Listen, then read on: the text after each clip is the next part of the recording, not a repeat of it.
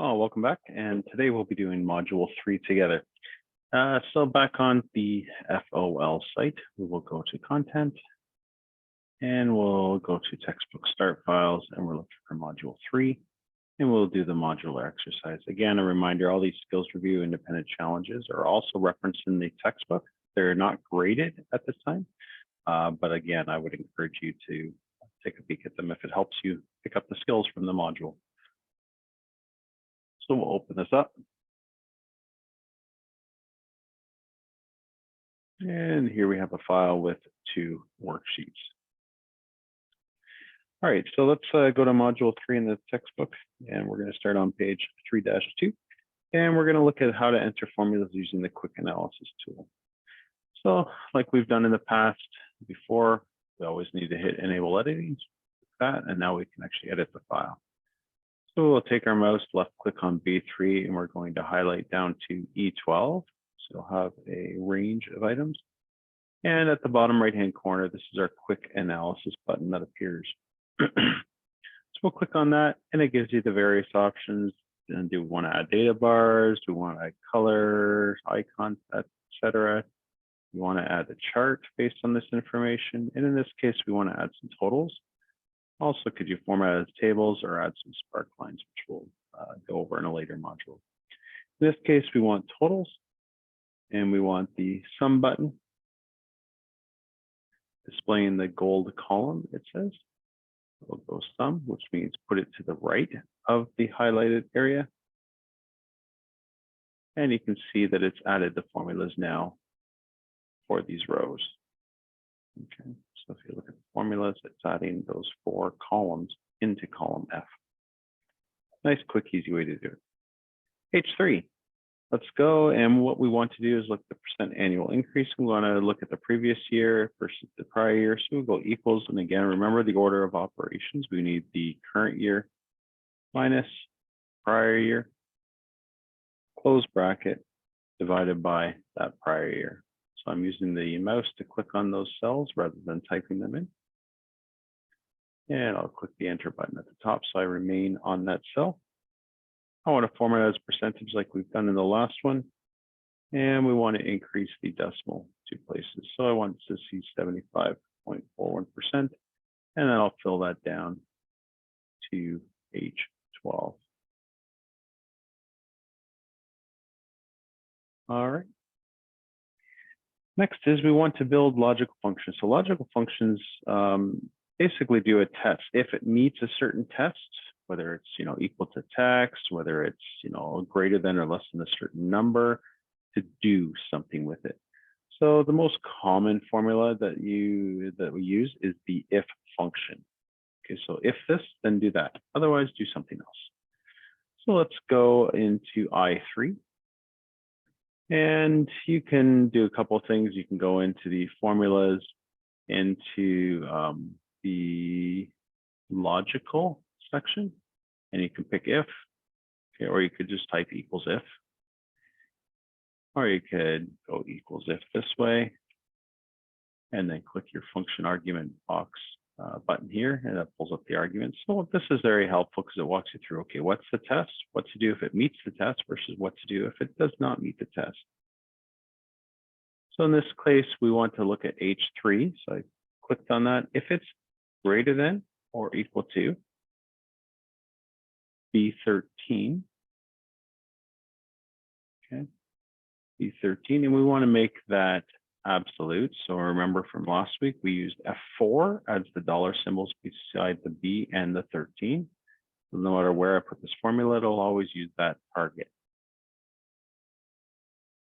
And if it's true, we're going to put the word met. Okay. And if it's not true, we're going to say we've missed the target. You'll see that it added the quotes because it recognizes that this is text. If you put a number in there, there would be no quotes. So if you said display, the number 1 or the number 0, you can do that as well. And this little button here, this little, function argument here displays what the result would be based on the current formula. So in this case, this test for this row would be a met. So we'll click OK. And then again, we'll use the fill handle, bottom right-hand corner, to copy that formula down. So you can see a few missed targets, etc. Just a reminder, this greater than equal to, obviously you can use the less than, which is the shift comma button is the less than. The shift period button on your keyboard is the greater than, and then equal to. One other function that I'll say that I do use in real life is what we call a nested if. So you can see this on page 3-5 of the textbook. It talks a little bit about it. So what it does is it does one test, and if it meets it, great. If it doesn't, maybe it does another test. So nested ifs. We will do some of those examples in future modules as well.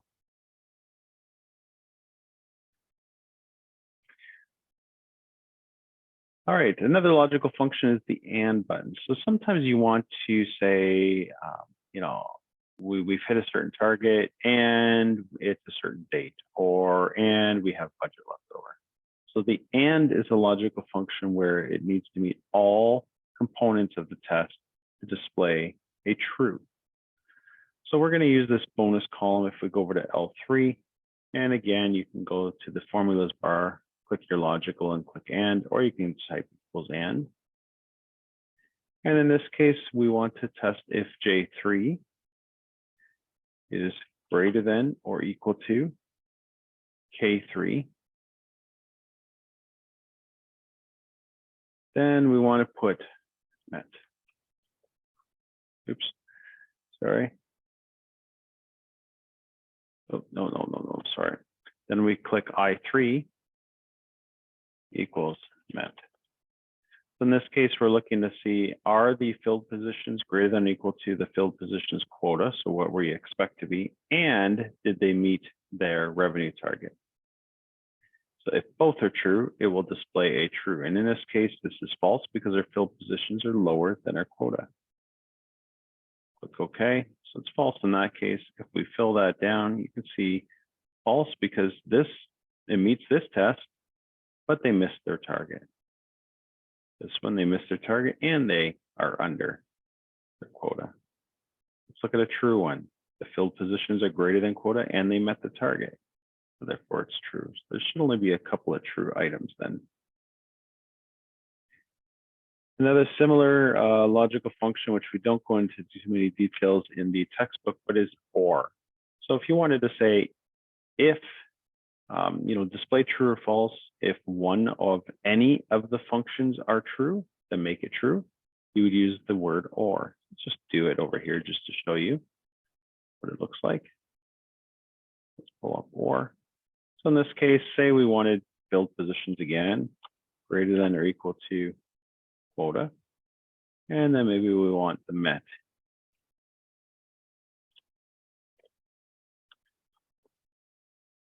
Okay. So in this case, you can see if it meets either of the tests, it's true.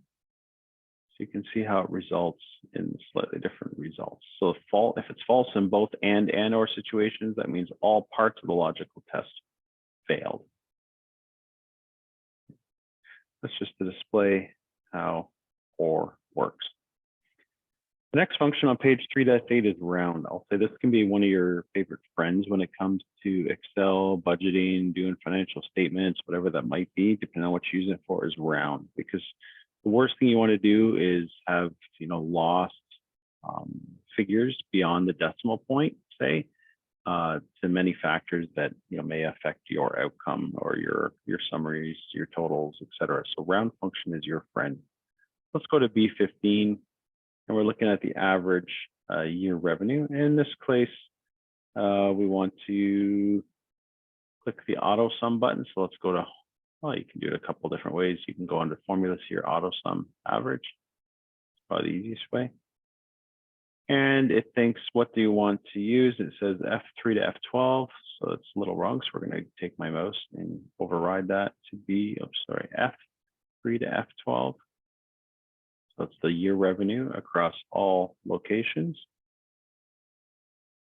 And we'll click the enter button. So we're there. And right now you can see it's got some decimals in here. In this case, let's round it. We don't want any decimals.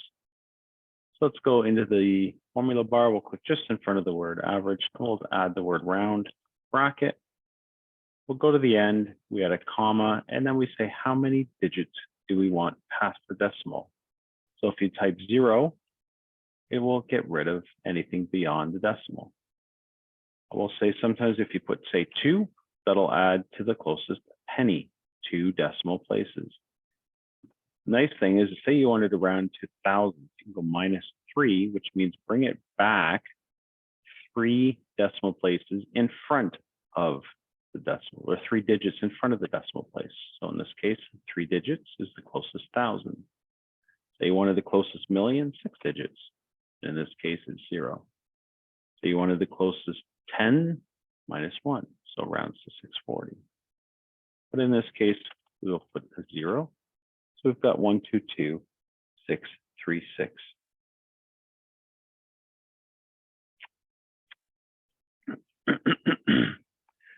All right, so let's look at some statistical formulas.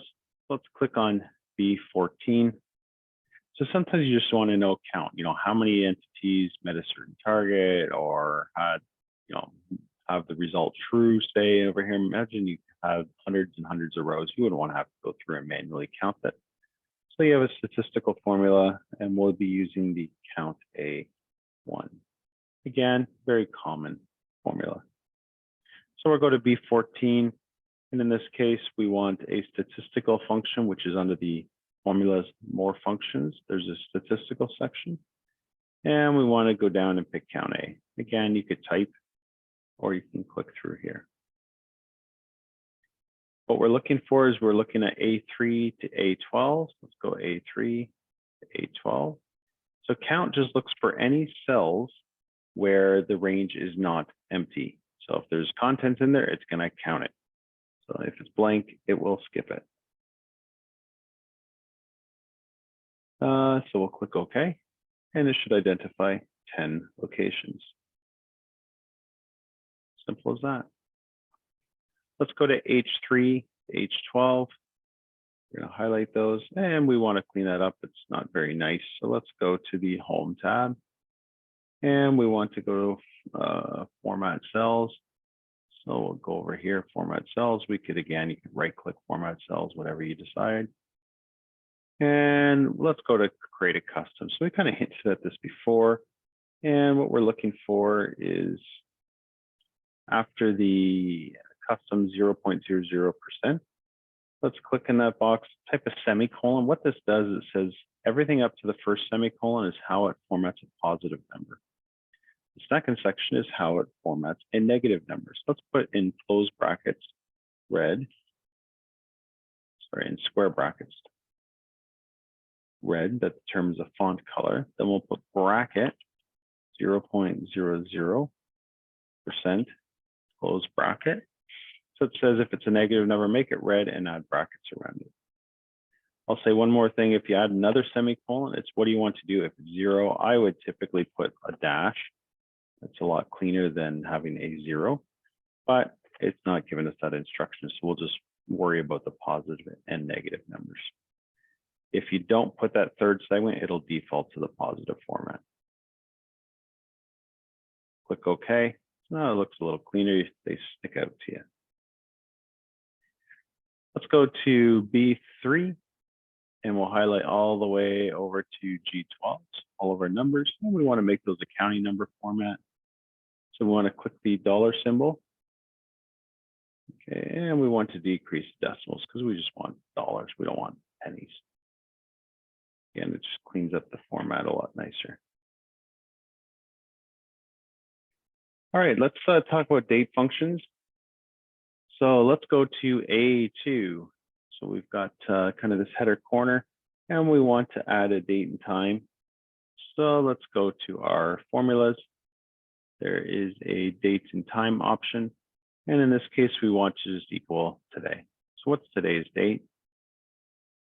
Okay. And it'll push the date that's on your computer. Okay, that's one function. Let's delete that. Let's go another way. Let's go date and time. And we want to go date. And what do you want it to be? So let's say we want to fix it to be 2021. We want it month 2. We want it day 24. Okay, and you'll see that Excel converts this to the date time code. Not necessarily helpful for you initially, but it is helpful for formulas later on where we're looking at one date compared to another.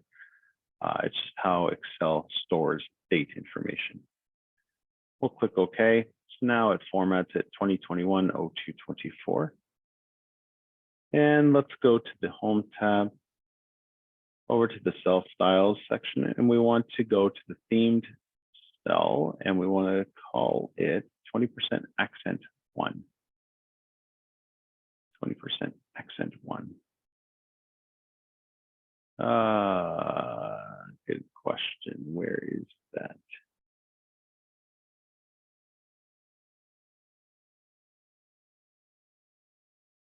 All right, sorry, if we click this drop down, there it is. Themed cell style, 20% accent 1. Okay. That colors that formatted date. On page 3-13 of the text, there is a table that looks at all the different functions for date and time. For example, there's day, now, month, time value, etc. So there's a bunch in there. I'll say I don't use very much of them day to day, but it's nice to know. I use today. I don't use the date function very often, but I will use the today often. All right, so let's move on to formula documentation. Let's go to the formula documentation tab. So right now we've got some details where we've noted where column F is equal to Q1 to Q4. Okay, so we're documenting what the formulas are. And it looks like we want to add another one. So let's go insert tab on the ribbon. We want to click the symbols button. And there it is, right over here on the far right. And we want to add the equation button in the symbols. And this is always interesting. Where the heck is it? Cell symbols group.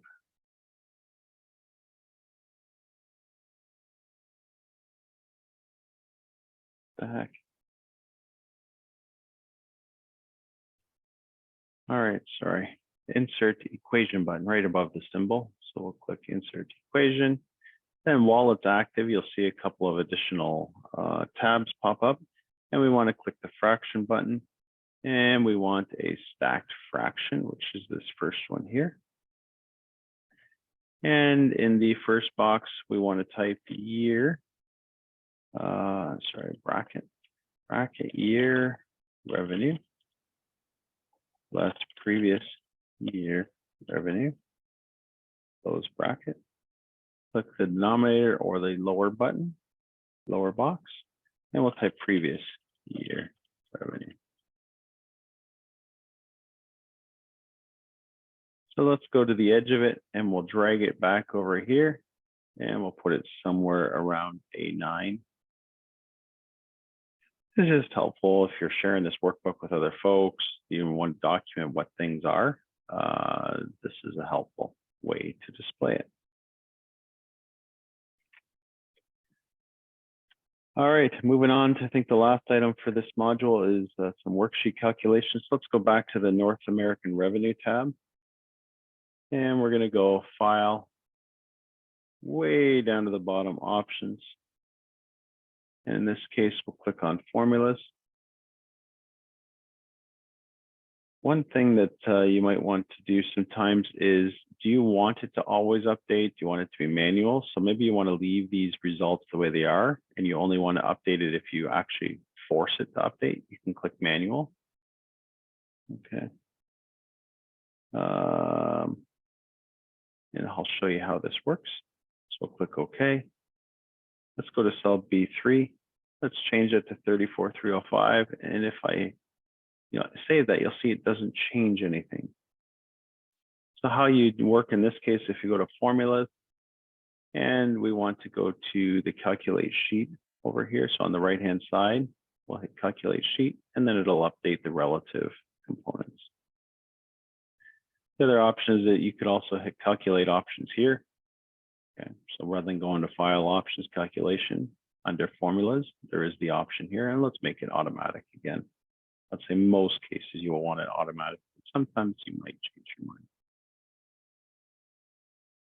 Okay, and that's this chapter.